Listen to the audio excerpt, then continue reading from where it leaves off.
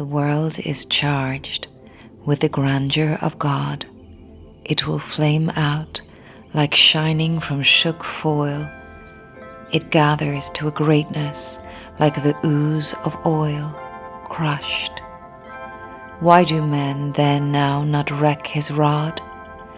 Generations have trod, have trod, have trod, and all is seared with trade, bleared, smeared with toil, and wears man's smudge and shares man's smell. The soil is bare now, nor can foot feel being shod. And for all this, nature is never spent.